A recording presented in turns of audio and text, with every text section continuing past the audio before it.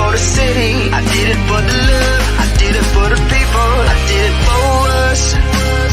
Back on this rap ish, I ain't even broke a sweat, homie, this practice. Pondering my next move, staring at my track list, hope I ain't missing my window. Praying like a Baptist, Seattle's own, tired of this Game of Thrones. They made a list of the best rappers and guess who wasn't on? While the disrespect continues, I'm steady packing these venues. Guess if you ain't at the table, you on the menu, and I'm that spitter, baby. They don't want you to see, but everybody's south to Capitol Hill's rocking with me. Boys smoke the trays and plan to getting their life together. I'm comfortable with my role, so I'm like, whatever. Me? I ain't got a job, but I work hard. And you don't work hard, but you got a job. The irony is I'm judged while you feel the applause. I'm slept on, that's why I had to set this alarm. My dudes is armed, I'm armed with this arm charm. Body banging like she got that cream from Barry Bonds.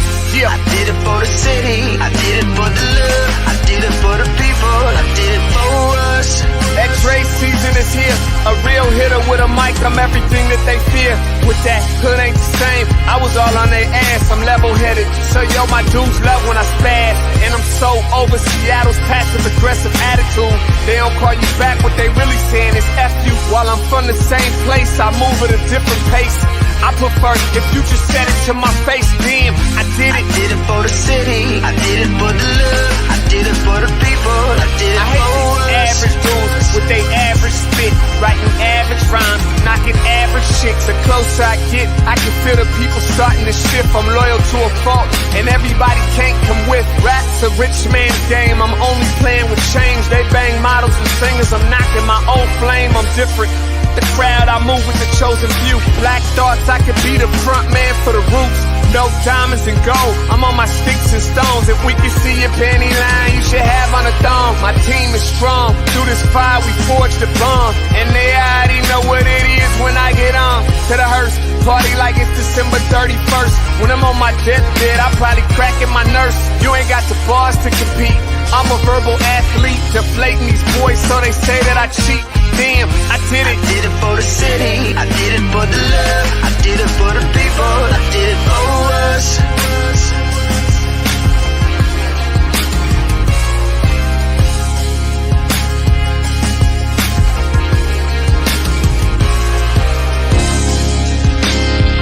Yeah.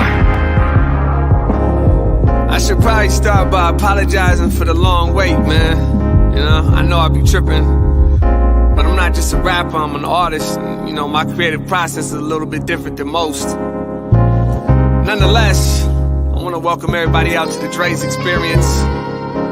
I got TCF in the building, my whole camp's here with me. I got the band in here laying this cool-ass vibe. And I'm Seattle's own. Let's get into it. I just wanna live. God protect me. I just wanna live. I just wanna live. All right, good morning, everybody. Happy Monday and welcome to the Morning Update Show. And yes, it's me greeting you right here instead of my partner in crime, Trey Holiday. She's taking a much-needed vacation, so we got a really great week for you lined up this week. We got in-studio guests co-hosted with me all week. Today we got Sean Goode from Choose 180. What's up, man? Man, so good to see you, bro. And I got my I Am Inspired by Black Women hoodie on in honor of Trey. There it because, is. You know, every day at 11 o'clock, that's where I'm getting my inspiration from. Man, you know, you're always representing, and I appreciate you being here for real. Man, it's an honor to be able to show up and serve alongside you, brother. Okay, good stuff. We're going to be talking, Sean's with us all day, and we're also going to be talking about some of the stuff that Choose 180 has been doing, and we're going to highlight that. But let me hop into it. Want to welcome you again to the Morning Update Show and remind you that right now is the perfect time to tag and share the stream. Go ahead and tag and share the stream with people who you feel could appreciate culturally relevant news and information emanating from right here in the Emerald City. Today, before that, I got to give a big shout out to our partners, the South Seattle Emerald and KBCS 91.3 over at Bellevue College. Reminder to you all as well is that you can listen to the Morning Update Show anywhere that you listen to your favorite podcast. We got SoundCloud right up there on the screen right now. We'll put the link into the comments. But iTunes, Google, Spotify, anywhere that you listen to your favorite podcast, you can check out the Morning Update show. Again, Sean Goode in studio with us, and we're going to be joined a little later in the show by cartoonist and comedian Brett Hamil, talking about his latest Did you read that? I did read Yo, so Brett's go, but sometimes Brett be nailing them, man. Yeah, he was on point with this one. Yeah, no, for sure. So we're gonna be talking to Brett Hamil as well, covering a few things here. We got a lot of this came out on Friday. The first thing we want to play. It's about 4.5 minutes, but it's worth the watch. We aired this on Friday, and we got so much response from the community about it. This is a segment that we put together for Feel Good Friday when we sat down over there at the Mohi when Converge Media were basically in the Mohi as part of the Stand Up Seattle Democracy Project exhibit, which is going on right now.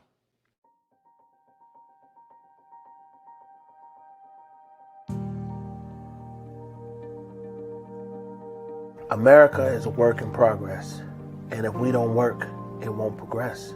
We need to understand, be very clear, that a democracy only works when we work. Everybody has a job to do. We're all stakeholders in this society. Our share is the vote, and we need to take our role as shareholders in this country very seriously. I think this is an exhibit that really hits people at a personal level. What I learned from this exhibit, and I had to learn it, it wasn't intuitive to me, is that democracy is an unfinished project. Now is the time, I think, for us to remind ourselves that this is a project, we are a part of it, and its success ultimately depends on us. And it requires all of us to be a part of it. It has been, at best, a partial success, and it has a whole lot of failures that we can correct, that we must correct. And to me, the exhibit was revelatory of that. My entire life, I've always believed that actions speak louder than words. You gotta walk the walk now. Now it's time to go walk, bro. You talked enough, now let's go walk it. What if the city stood up like this for itself? How much change could we affect here? How much change can we get done here if we come out and stand up like this for where we live?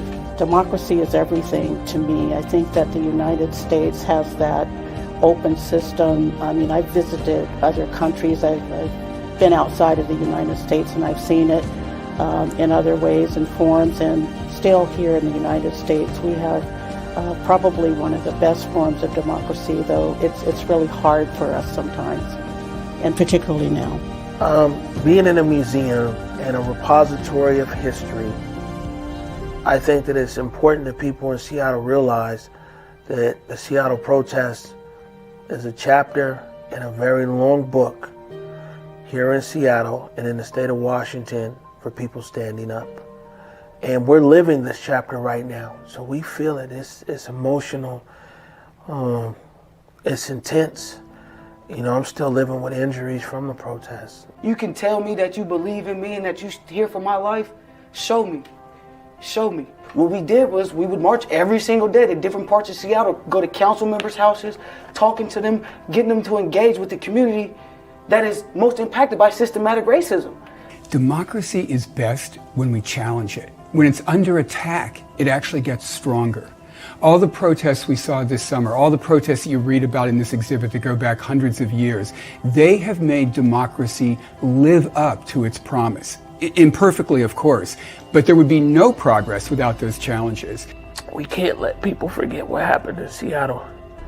And I hope that it emboldens those out there younger than us to be prepared to write that next chapter. Because this story, this saga called democracy is continuously being written daily. And I hope that what our city went through last year will inspire people to pick up that pen and continue to write the next chapter of democracy in our city. We can look at action from sitting down and writing a letter, talking to your neighbor, to being out on the street, you know, with the protest sign, pushing back. So there are all sorts of ways to join this democracy and this effort. Being able to have that many dialogues with that many council members on the city level, on the county level, it was like, yo, you really can do this. We really can do this. Like, this is a real thing that can happen. Somebody has to stand up for what we're living in. We have the power to change this city, And all it takes is somebody inspiring somebody else to do it. And this is who I gotta be. Whether I like it or not, you know, this is who I have to be in order to ensure that my brothers grow up and die from natural causes, not the police. We, the people, the citizen stakeholder of this city, this county, and this state, we have to reclaim our power. We have to reclaim our authority. And our chapter is long, our book is long. Our history for standing up is long. Our history of getting beat down is long. But you know what? In the fight for democracy is very much like that phoenix that continues to rise from the ashes. And if there's anything that I want people to take away is study this museum, study these movements, study things that occurred, study advances, and then see what happened when people took their foot off the gas.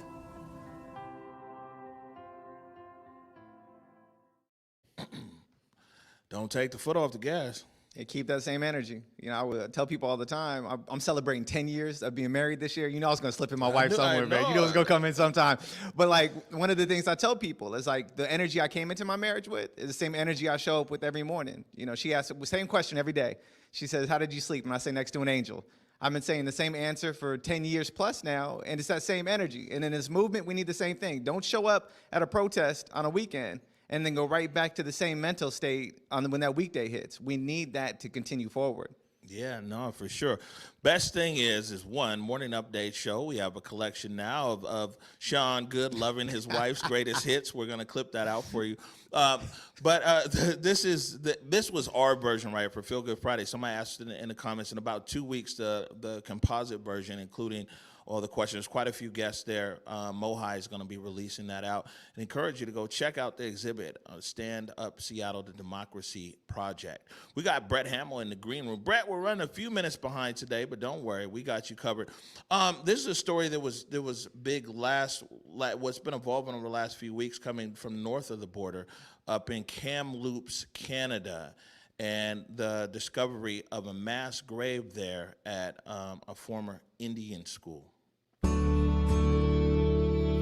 Welcome back to CBS This Morning. Canadian Prime Minister Justin Trudeau is apologizing to Indigenous Canadians after the remains of more than 200 Indigenous children were found last week. Some were as young as 3. Many from Indigenous communities gathered this week to honor the lives lost. The remains were discovered in Kamloops, British Columbia, at what was once Canada's largest residential school for Indigenous children. Our national correspondent Jerika Duncan spoke with a survivor. Jerika, good morning. Good morning. This is such a dark chapter of history for Canada that needs to be told. The Kamloops Indian Residential School in British Columbia used to have at least 51 confirmed deaths on its official record. Well, sadly, one survivor told us he was not surprised to find out at least 215 more students were found buried there. Sometimes kids would not show up in classroom. They would disappear for the next day, and we knew that they were gone, but we didn't know where they were gone. Gary Gottfriedson is a survivor of the Kamloops Indian Residential School. He's among the thousands of Indigenous peoples legally mandated by the Canadian government to attend such institutions.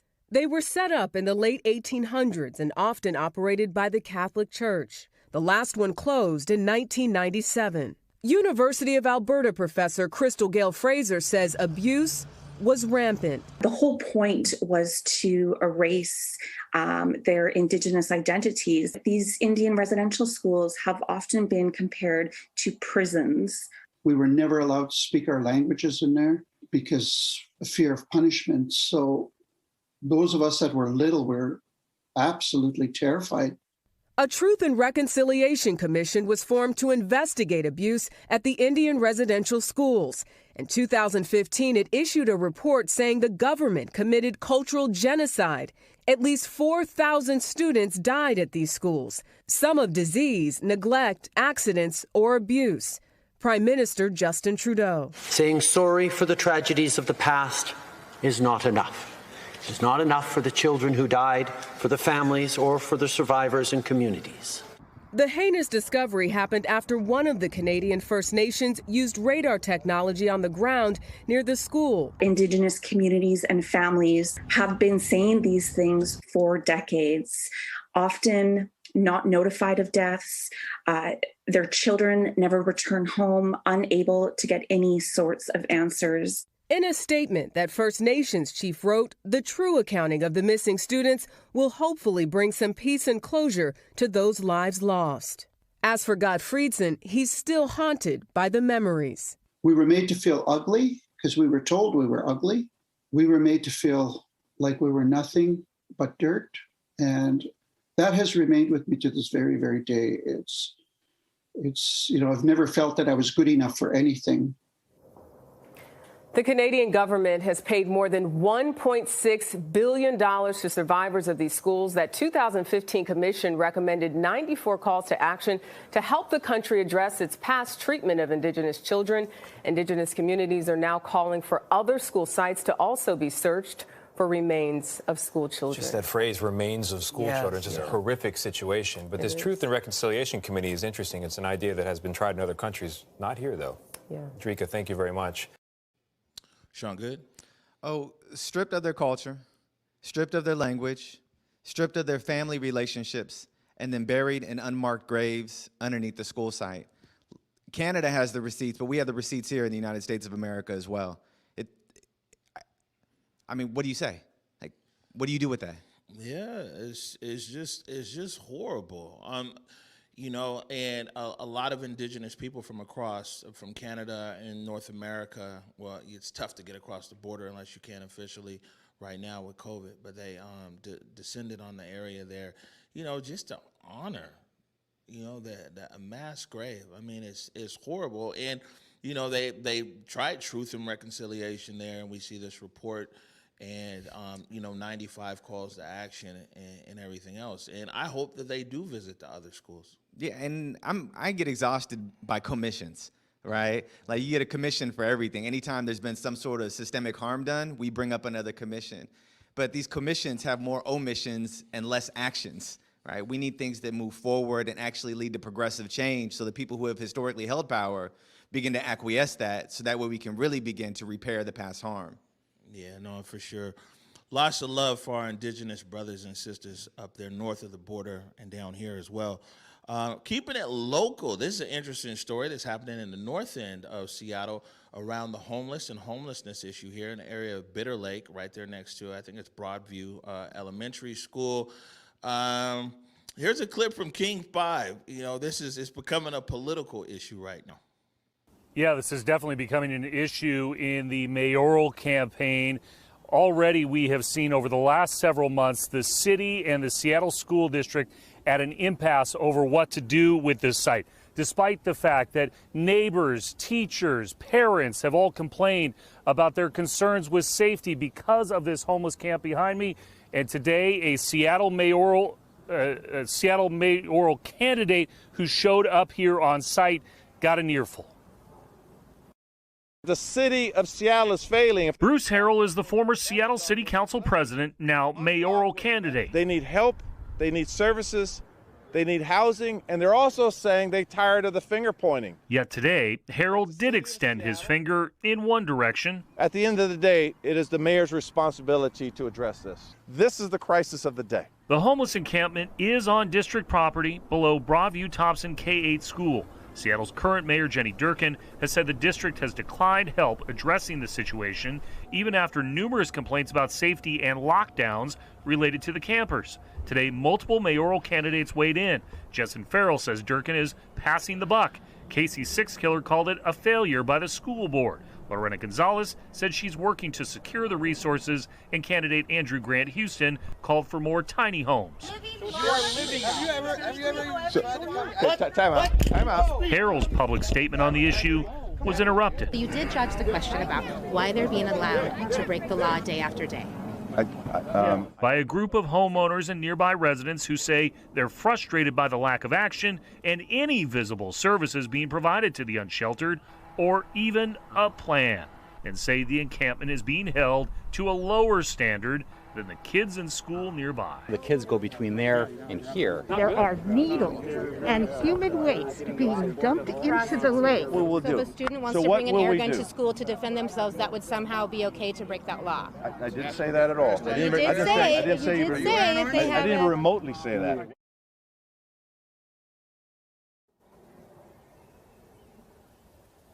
Just an example of how big this issue and really the overall issue of homelessness is in this city right now and will be in this campaign. We did reach out to the current Seattle Mayor, Jenny Durkan, for comment about this encampment, and her office sent us a statement in terms that said that she believed the encampment should have been removed months ago, but the district objected. And quoting now, we have and will continue to work with the SPS leadership in providing technical assistance so the school district can remove the encampment on their property. The district told me, as far as removal or action, quoting now, we do not have the expertise or resources to do so effectively. And so it continues. That is the story live in North Seattle. Chris Daniels, King 5 News. All right, so a few things here. But first of all, I want to tell everybody, we're going to do a special edition of Writer's Block. Well, actually, Writer's Block returns this Thursday at 8 p.m. And we've got Mike Davis from the South Seattle Emerald. We got Erica C. Barnett, who stays on these homeless issues. We got Hannah Scott from Cairo FM and a few other reporters, and they're discussing this issue here up at Bitter Lake, and then also homelessness in Seattle, Compassion Seattle. Man, it's private property. The school district owns it. The school district, so like the city can't just run up on it because it's private property. The school district is saying they don't have the technical expertise. The city is saying, well, we could give you the technical expertise or make you aware of it. And now, the candidates have jumped in this as well. People who are living unhoused shouldn't be political ploys. I mean, think about this. I think it was in the Times this morning, they were talking about youth homelessness was supposed to be ended in King County by 2021. Where are we at? Oh, my bad. You know what I mean? So how often are we going to continue to have a conversation that's focused around politics versus focused around people? These are actual folks who are living unhoused. Yeah, and apparently there's no services that are so maybe in the interim they don't have a solution. But, services are being provided. But I'm not going to go too deep in it right now because, all last week we were focused on something else. But I'm bringing in all the people who have been writing and covering the story, and they're going to be here Thursday at 8 p.m., and we'll discuss that. And one more clip here real quick, and we'll put this link in the article. We'll put the link in the comments. Talked to Carolyn Bick of the South Seattle Emerald, and they wrote a 5-part series about the issues with oversight within the King County Sheriff's Office and King County as a whole. One was in regards to, say, getting documents and information that Olio should just have pretty easy access to in a timely manner. So when Deb Jacobs ordered or commissioned the OIR group report into the shooting death of Tommy Lay from 2017. The OIR group report was an investigative report into his shooting death and then how the King County Sheriff's Office handled the internal investigation of that shooting afterwards. It took Olio almost, I think, about 2.5 years to get all of the documents they requested, even though all the documents that they requested appeared to have been at the King County Sheriff's Office fingertips. And they had to ask multiple times. They were often met with stonewalling, unresponded to emails, etc. It was quite interesting to read all of those emails, which are many of them published in many significant ones published in, I think it's the third article in the series. Bick done written so many articles about this. It's 3, 4, but a total of 5. The link is there in the comments. And what they just said right there was hundreds of documents regarding the Tommy Lay investigation. It was just right there in the sheriff's office, but the sheriff wouldn't share the documents with oversight. Yeah, I mean, who is going to police the police, right? We see this over and over and over again in these instances. No matter how many levels of accountability we set up, there's always something in place to circumvent that accountability. Eventually, we have to deal with the root cause of it all, And we don't have the time to dive into it today, but this historical presence of policing has been problematic since the beginning. We have to begin to envision something different so we don't have young people walking through streets with pens in their hand getting murdered. Yeah, the crazy thing is they're saying that Lay might not even had a pen. He definitely never had the knife that they originally claimed he had. All right, we got some good news here. Please. Before we go to break, we got Brett Hamil there in the green room, and I meant to mention this at the top of the show, but we moved too quickly. You guys have been following the story of Niani Rashad, who was missing out there in Kent. Niani was found Friday night. Yeah. You know what I'm saying? So such a blessing there. Thank you for everybody out there for your support, your prayers. People were showing up out there in Kent. Niani was found unharmed and is home. So, I mean, a great story. And wanted to put this up here. This was in the Seattle Times. Yesterday, Omari Salisbury runs Converge Media from behind and in front of the camera. Great article, to be honest with you, by Brendan Kiley. And some amazing photos by Erica Schultz. We got the link there in the comment. Did you check the article? Yeah, I mean, who's going to do birthdays like you do birthdays, right? You're like, if you're going to have a birthday weekend, you go ahead and do it all the way, huh? Might as well. Yeah, I didn't time it like that, but you know what I'm saying? It came out well. We're going to take a quick break. I have a handcrafted motion graphic right here. Brett Hamil, cartoonist, South Seattle Emeralds, coming right at us on the other side of the break. You're watching the Morning Update Show. I did it for the city, I did it for the love, I did it for the people, I did it for us. Back on this rap ish, I ain't even broke a sweat, homie, this practice. Pondering my next move, staring at my track list, hope I ain't miss my window. Praying like a Baptist, Seattle's own, tired of this Game of Thrones. They made a list of the best rappers and guess who wasn't on? While the disrespect continues, I'm steady packing these venues.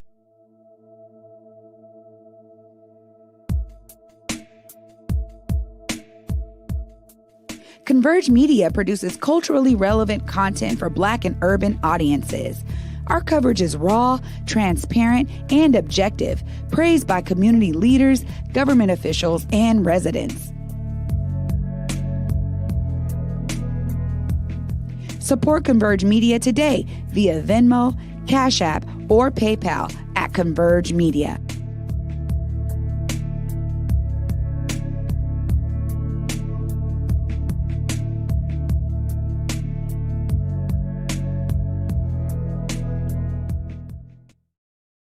All right, welcome back to the Morning Update Show. Joined special guest host today, Sean Goode, Choose 180.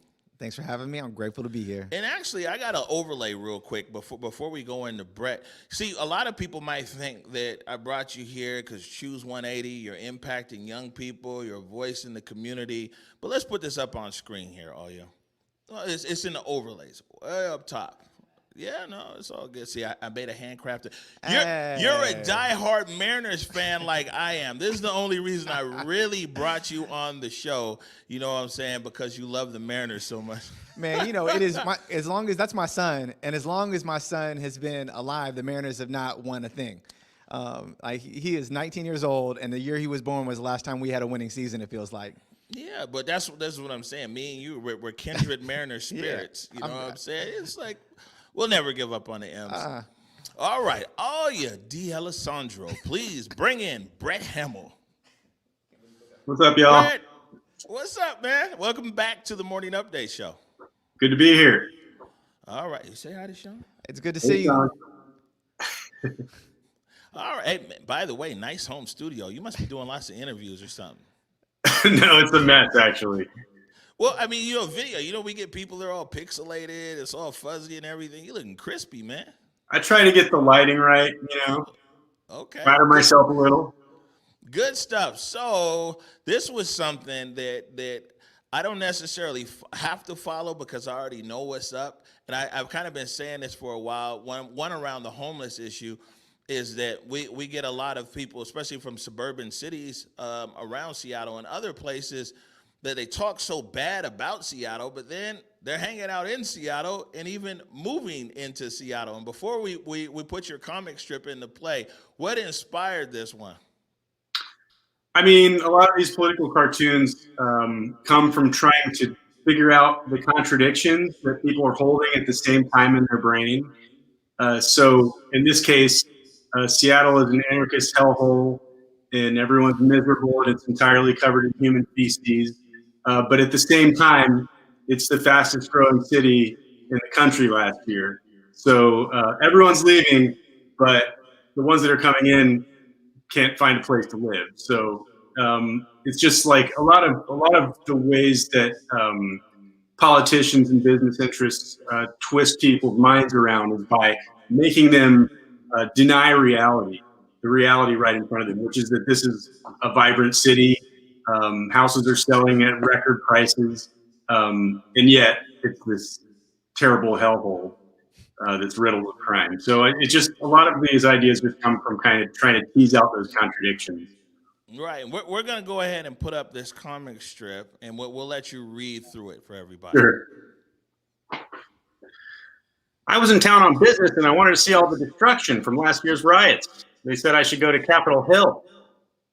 As I was looking up at all the horrible graffiti and boarded up windows, I tripped over a pile of used syringes and fell into a condo open house, where I wound up finding an offer letter on a spacious 2-bedroom. Nano Clouder allowed me to relocate, and now I live here. This neighborhood has so many great amenities. Hold on, it's 10:01. I gotta call in a noise complaint on the gay bar next door. Yo, I mean, I'm saying, like, I just get that one, Sean. Yeah, I saw it. I saw it on Instagram over the week, and I just shook my head, right? Because Seattle is dying, but at the same time, we're one of the fastest growing cities. Like, help me understand. Yeah, there's a lot of contradictions like that. You know, our police department needs more money, even though they're less efficient than they were when they got half that money, for example. And you're supposed to believe these two things when they're clearly, so as a cartoonist, the job is just to like scream like, this is madness and this is ridiculous. It's so ridiculous. It's funny. Yeah, I think that definitely our local media here played into this, but I think that a lot of our media did a disservice in giving a very inaccurate picture of what was occurring here in the city. And, you know, our studios are right here in Pioneer Square on First and Washington. And believe me, man, over the weekend, it's a ton of people in town, tourists and some everything else. And by the way, a lot of the same unhoused population that's over there right across at Occidental Park or the other park, they're still there. The tourists are still there. Life is kind of going on. I didn't see people being like, oh, we got to stay away from here or anything else. And I mean, we saw it, especially covering protests and everything else. People were just so inflammatory with their reporting. The whole city is dying. The whole city has lost its soul. Yeah, and you can talk to almost anyone who's involved in the protests, and people, you know, they have their relatives from West Virginia or something saying, is the city, is it on fire where you live? And it's like, no, it's like a 2 or 3 block area. Everything's fine. We went out for ice cream, you know, and just being confronted with that national, and the people who are promulgating this whole national perception of Seattle are the ones that are the most financially invested in real estate and big business in the city. You know, Chamber of Commerce type interests are like, they're doing the opposite of their job, which is to convince everyone Seattle's terrible so that we can scare everyone and put them into voting for these like moderate candidates who've done nothing for the past decade. I mean, you brought up Bruce Harrell in his press conference in front of the tent camp before. That guy was in office for 12 years. He's only been out of office for 18 months. So what is he going to do now that he didn't do in the 12 years he was in office? And now he wants to, you know, run the shop. So it's just, you know, and we need to look at who benefits from this perception of Seattle as this anarchist hellhole. I don't think anyone does ultimately, but the people who are getting the money, their real estate is still selling like hotcakes. So they're benefiting financially while like dragging down the perception of the city. It's wild. Yeah, one of the things I appreciate about your comics is you get to tell the truth in a way that people can process it that may otherwise just turn around and not even want to take a look at it. Because I feel you. I can think about countless people who have asked me about Chop and Chaz and Capitol Hill and if Seattle was on fire. And I'm looking at them like, you mean those 3-4 blocks that during that particular season? It was blown way out of proportion, but I gotta hammer it home for Converge. This is why media like Converge matters, is because they're not curating things for special interests, for advertisers, to guarantee a particular demographic so people lean in and watch. They're creating media for us, by us, so that way we can be attuned to the real news that's going on. That's why all of y'all watching or sharing the feed got to make sure you support, because this is necessary. Otherwise, you don't hear stories like this. You don't hear the truth in a way that's real to all of us. Yeah, that real stuff. I mean, the only place you're finding it now is places like this and the Emerald. Meanwhile, all of the legacy media outlets, the Comos and the K5s, they went around the bend. I don't know exactly when it happened, but I think that Chop broke their brains. And if, you know, now like what you're seeing on there is so wildly out of touch with what's actually happening. I mean, yeah, there's crime here. It's like there might have been a moderate uptick in crime, but the rates are pretty much the same, even as we pour more money into the SPD. Things are, you know, I moved here in 2000, and, you know, I don't see that it's that much worse. I see that the homelessness problem is that much worse. But that's a whole other issue. Now, do we want to solve it, or do we want to, you know, sensationalize it? And you know, there's two divergent paths there. All right, Brett, I appreciate you. You know, this was last minute too. I hit Brett and I was like, yo, because I read that. I bump into that character in your comic like all the time. You know what I'm saying? Tell people how they can keep up with you and your comics and everything else. Yeah, sure. You can follow me at Brett Hamil Comics with an X, so BRETTHAMILCOMIX. And you can see the Sunday comics I do every week. I also do a bunch of other stuff on there. So I have 3 collections of comics, 2 collected from the Emerald Weekly Comics. Also, for all you dads out there, Sean, maybe you might be. I have this one. It's called Dumb Daddy, Dumb Daddy. It's a collection of comics about being a dad, having a little kid. Father's Day is coming up, so you know, get those orders in. You can find all that info on my Twitter or on my Instagram, and get Dad something nice for once. Yeah, for once. That Yes, would be please. Nice. Yes, please. Hey, Brett Hamil, man, appreciate you taking time, man. Can't wait to talk to you again soon. All right, man. Great to talk to you guys. All right, Take bro. care. Peace. Yeah, I mean, well, that's a good format, like you said, cartoonist, because they put everything that's there, just like, you know what I'm saying, in like 6 slides or 9 slides. Yeah, often I read his comics and I think like, man, I wish I could say some of that stuff out loud, but I just won't say it out loud. But I'm glad he's saying it out loud. Somebody got to say it Come out on. loud. All right, we're going to take a quick break right now. When we come back, it's all about Choose 180. You're watching the Morning Update Show. I did it for the city, I did it for the love, I did it for the people, I did it for us. Back on this rap ish, I ain't even broke a sweat, homie, this practice. Pondering my next move, staring at my track list, hope I ain't miss my window.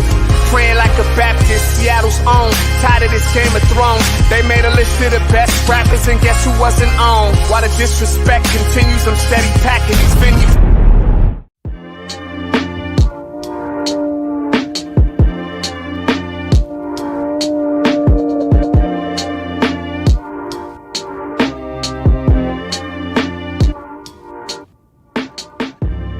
Converge Media produces culturally relevant content for Black and urban audiences.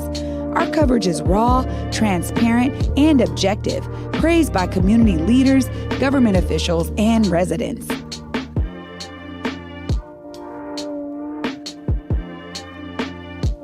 Support Converge Media today via Venmo, Cash App, or PayPal at Converge Media.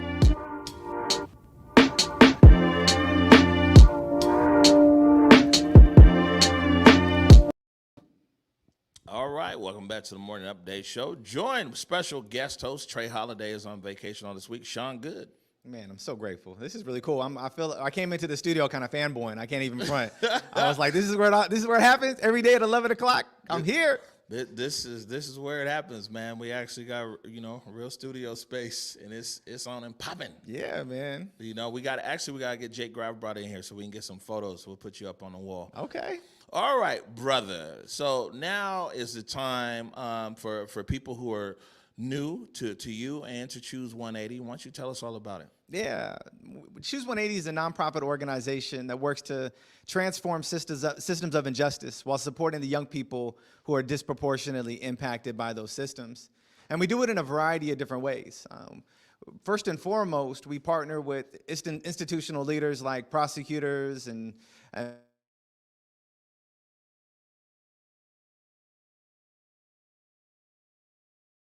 then create pathways for young people to engage with us intentionally, so that way we can support them on their journey in the direction that they desire that best honors the commitment to their heart. And we've been doing this work since 2011. It began with the intentionality of a community leader named Doug Wheeler, who leaned in partnership with Dan Satterberg and created what at that time was called the 180 program. At its foundation, two brilliant leaders, Dominique Davis and Terrell Dorsey, led the work until about 2017 when I took over stewardship of it. And over the last 4.5 years, we've grown exponentially. We've been able to serve more and go deeper. And I'll tell you, we got the receipts to prove the impact. 90% of the young people who engage in our traditional diversionary practice don't return to the criminal legal system within 12 months of engaging with us. And it's not because we got the secret sauce, because we do. It's not because we hire folks with lived experience, because we do. It's because most of these young people don't need their behavior to be criminalized in the first place in order for their behavior to change. In fact, all of them simply need community to engage them at these critical moments to help them pause, pivot, and commit to a new direction. And I'm grateful I get to serve in this way, and I'm grateful I get to show up in this space and serve with you today, man. Yeah, no, and you shared a real interesting story, and I'm like feeling some kind of way. You're like, yo, this is the studio. You were just, doing something with Kelly Clarkson on a Kelly Clarkson show not too long ago. But you shared an interesting story as to your life journey and kind of the introspection into this work. We'll play that now. And I have been so excited since reading all about you, about having you on the show. I think it's incredible what you're doing. So two very different events in your childhood inspired what you do right now, right? Yeah, absolutely. When I was 6 years old, I visited my brother, who at the age of 13 was incarcerated for a poor choice that he made. And he was locked up inside of a kid jail until he was a 21-year-old man. And when I went to visit him on this day, the security guard, when I stepped into the building, pointed me to an article that was on the wall behind me. And this article was all about my brother and how he did this amazing job going and visiting a school and inspiring the young people. And it wasn't lost on me at the age of 6 that although he could do so much great outside of this building because of a poor choice he made when he was a 13-year-old, he was stuck in here until he was 21. And by the time I got to the age of about 10, 11, 12, I had a really difficult anger management problems, and I would break holes in doors and walls and even harm my mother, and the police got called on me. And I remember this day clearly when the police brought me down, put me in the back of their car and said, look, we can take you with us or send you back upstairs. But if we send you back upstairs and we have to come back, you're definitely coming with us again. And that moment of grace was a big pivot moment for me that helped me commit to a new direction for my life. We've recognized that grace is a far better motivator for behavior change than guilt ever could be.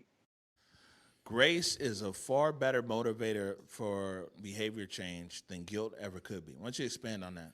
Yeah, thanks, Owen. Thanks for running that clip, man. That's a real special moment, but there's no insignificant moments. And I'm grateful that the one that we're sharing right now is equal to that. Guilt locks people in to the moment that they did something wrong and holds them accountable to who they were. Grace releases the pressure of being limited to that moment and expands the possibility that's in front of them. Our organization believes that young people are possibilities to be developed and not problems to be solved. Guilt would say that you're a problem, let's figure out how to solve you. Grace says you're a possibility. How do we invest in that possibility and make sure you have the space to fully develop? All of us, myself included, have had those moments where we've done something that we've regretted. And the only difference between those that are sitting right here, me and you, O, and others who don't have that opportunity is who was there at that moment and what choices were provided for them to commit to a new direction. I was fortunate to have support to make a different choice. So many young people, my brother included, didn't have that support at that time. It's our commitment as an organization and really as a broader lens of community stakeholders to make sure there's a safety net in place so that all young people have a choice. that they can honor a commitment to something new and not just do it because they believe it, but do it because we're resourcing that possibility and investing in them with time and intentionality to make sure they have what they need to fully live into who they can be. I'm gonna tell you that grace is something that even beyond the young people who are in Choose 180 and everything else, grace is something that we just need across our society. Grace and humanity. I mean, I'm somebody for sure. You know, it's been many a times where somebody has just given some grace. You know, and really it's propelled me. Yeah. You know what I'm saying? Like, yo, man, thank you. And let me, you know, that's why I'm big on paying it forward. There's so many people that took time and so many people just in my life journey that showed so much grace and has propelled me to where I'm at. Yeah. And let me say this, right? This is where grace gets complicated, right? Because grace selectively applied is favoritism. And so the same grace that we apply to young people, we have to apply to our system stakeholders, which means the prosecutors, which means the judges, which means the law enforcement officers. Because if we don't give grace equally, then we begin to other the other, and by virtue become the very thing that we desire to vanquish, right? And you're right. To the same measure that we've been forgiven, we should also forgive. And that is the power, because when you really know that you've received grace, then you have no choice. It's an unctioning from within to pour that out to others when those interactions manifest themselves. Yeah, you know, even it's a good conversation because there's so many things right now that interact my today. And then I think about it and I'm like, man, I remember 10 years ago when somebody pulled me to the side and there was this and that and everything else. And so the actions of someone showing grace even decades ago in my life interacts how I deal with people today. Because I hop in that time machine and I remember when somebody made that choice to just give some grace. Yeah, no, and you're right. We have to hit it on all the touch points in our society. Tell me this: what is the average? Someone who comes into the Choose 180 program. I know you guys do a lot of different stuff, but maybe the primary program that you're talking about, what does that look like for a young person who walks in the door? Yeah, we get referrals from really 3 different channels. From community refers young people into us, school districts refer young people into us, and prosecutors. And at each one of those levels, absent of community, we're engaging a young person whose behavior has been criminalized. Whether it's been criminalized in schools and been determined that it's a suspendable or an expellable activity, whether it's been criminalized by law enforcement and they called it a misdemeanor because a young person got into a fight or stole something or did some sort of adolescent behavior, right? Those young people get referred into us. Then we go out and engage them. We have folks that are reflective of the backgrounds of our community that go out into community, find young people where they're at, invite them to participate in our programming. And when they show up and engage in our programming, they recognize early on that they're in a room full of people with shared experiences, and that because we have shared experiences, guilt isn't the motivation for your presence. And then they soon learn what grace is, the true activator of this space. And we give them a tool we call the compass to really help them learn where they are, where it is they desire to go, what are the right supports, right choices they need to make, and what needs to get left behind. They take that tool with them, and we follow up with them afterward to make sure that they have everything they need to honor this commitment to get to their true north. And I believe all of us have a true north. And I believe all of us, if we identify that true north and are really honest about where we are, then we can have an assessment of what we need to let go of and what we need to pick up on too. And when we have that honest assessment with ourselves, there's nothing that can get in the way except somebody else that's willing to journey alongside us and either say you can do it or say you can't do it. And I've had enough people in my life to give me the can't do's. At this point, our organization, our community, each other, we have to be the can do for others so they can begin to see it and it's real to them. Yeah, I mean, I know one thing for sure is every time we've talked, even way before the show, just briefly, then we've definitely talked much more over the last year, is that, I mean, you show up for this, on camera, off camera, these events and everything else.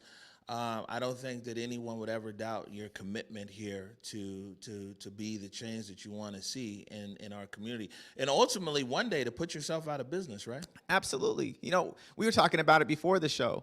Every nonprofit organization should exist to go out of business. Because if we exist forever, then we're benefiting from the suffering of young people. We should absolutely live in a world where young people are no longer suffering, so our work is no longer necessary. And if we're not creating a business plan that leads to that ultimate future, then we're just profiting off of the pain of the very people who we aspire to serve.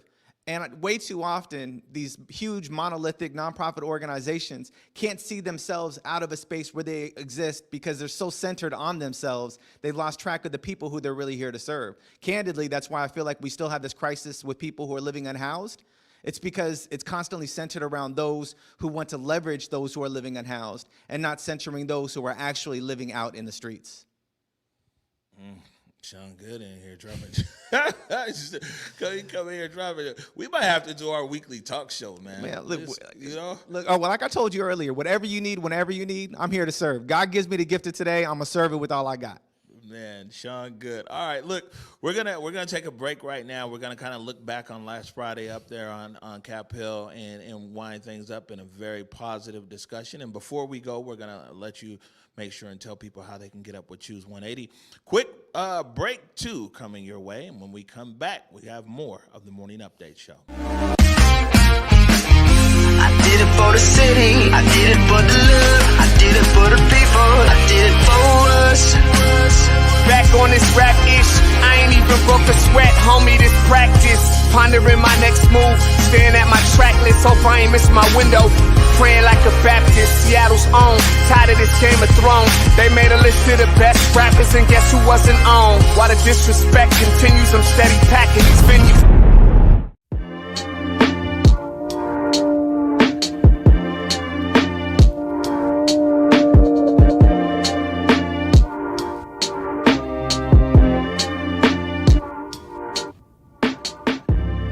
Converge Media produces culturally relevant content for Black and urban audiences. Our coverage is raw, transparent, and objective, praised by community leaders, government officials, and residents.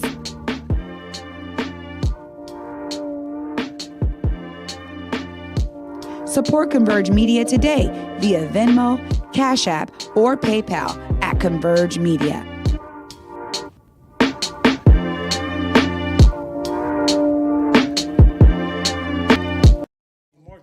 Over there, you see, back. No count in, director.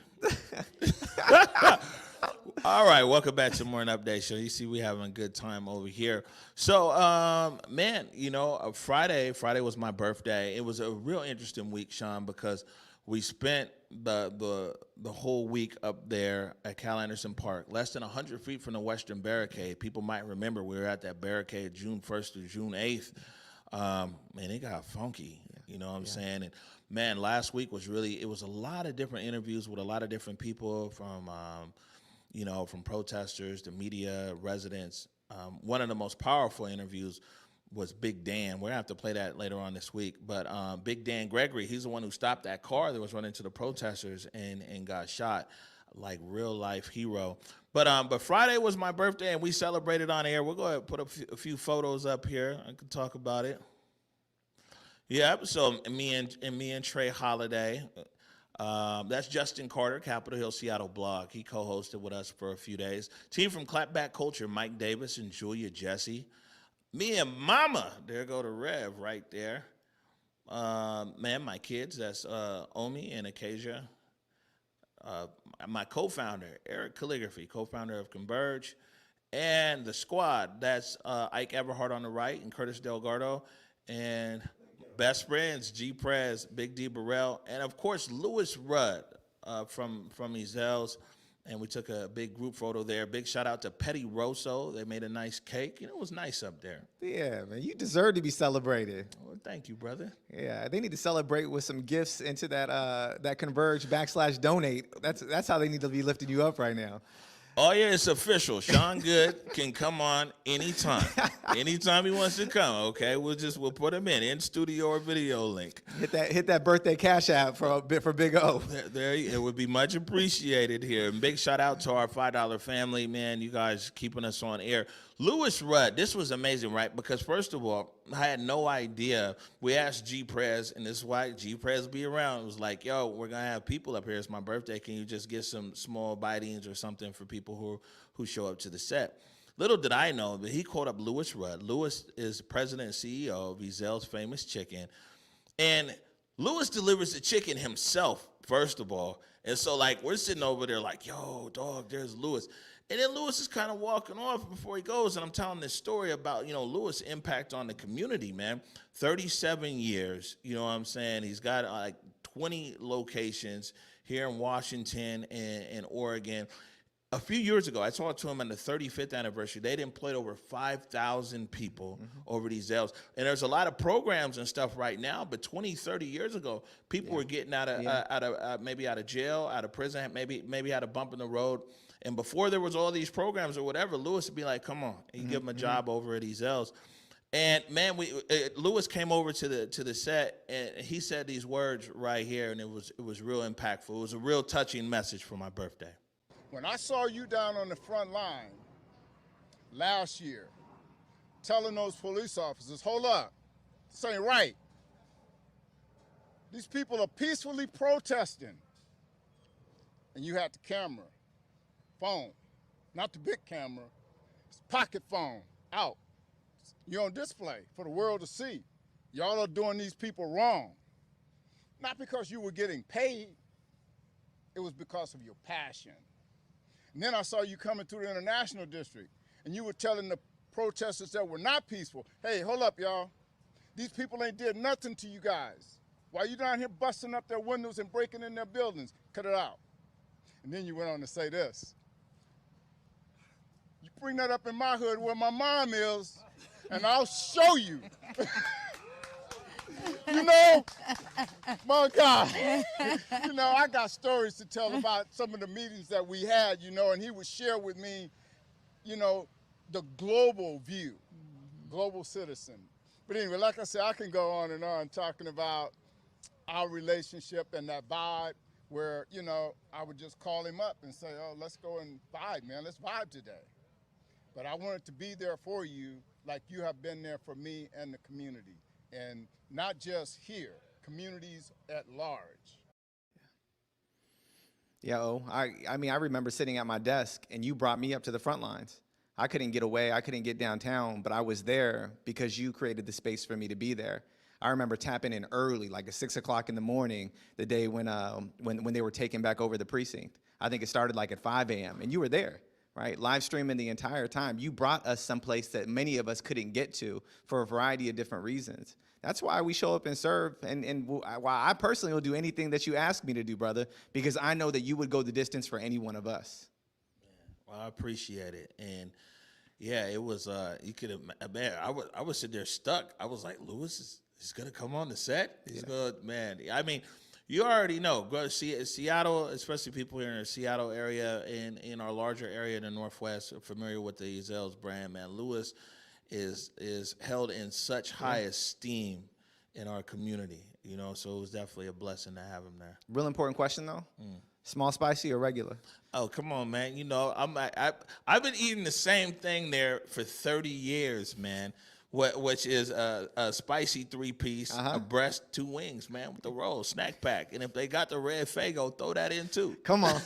Do you get it with the ranch dip or the barbecue? No, I'm good. They got the hot sauce over there now. Okay. But the spicy is like you don't need nothing. It's like it's all good. Yeah. I'm with you. I'm a spicy that biscuit. Oh yeah, okay. Every day of the week, man. Yeah, if I could. But I'm getting too old for that now, man. Help me out. Don't you be putting no Ezels on the once a month diet, man. You're gonna have to cut something else out. Oh man, you right. Show you right. All right, we're getting ready to get out of here, and I appreciate you joining us, Sean. You go ahead and look in that camera right there and tell people, man, how they can keep up with Choose 180. Well, first and foremost, it's important to me that you know that this is a collective movement. that there's a whole bunch of organizations and organizers out there on this path and this journey towards justice. And we are one organization of many that are hoping to pave a way forward so that more young people can be viewed through this lens of possibility. You can tap in with us at iChoose180 on Instagram, on Twitter, as well as Facebook. And you can follow me at whyichoose180 on Twitter and on Instagram. I'm grateful for the space that you created today, and thank you to all the folks who are tapping in, that are sharing, and most importantly, giving to Converge, because we need this. This isn't a want, y'all. This is a need. And our community, our region, we need this. My man, Sean Goode. Sean is good and good, because I called Sean. I was like, I need you, brother. And man, here he is. So want to say thank you to you. And I think that's it for now. Like I said, a reminder that Thursday, 8 o'clock, special edition on Writer's Block. They're talking about, what's going up there in Bitter Lake, homelessness in general, and the Compassion Seattle Charter Amendment. We'll have Erica C. Barnett. We'll have Mike Davis from the South Seattle Emerald, Hannah Scott from Cairo FM, and a few other people. So you want to tune in Thursday, 8 o'clock, right after Clapback Culture. Again, want to thank my co-host for today, Sean Goode, Choose 180. Make sure and support them as well. And as usual, I'll leave you with this. Go forward in your purpose. Go forward in your humanity. And until tomorrow at 11 a.m., peace. Lift every voice and sing till earth in heaven ring. Ring with the harmonies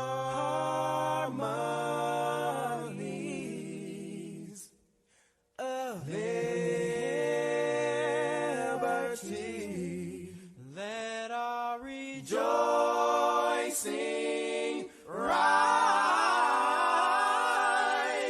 as the listening skies. Let it resound loud as the rolling sea.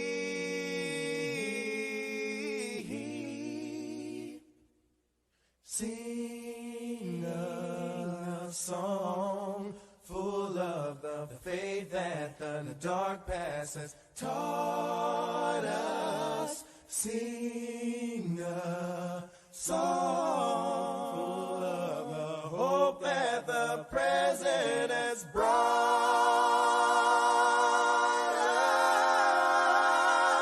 us.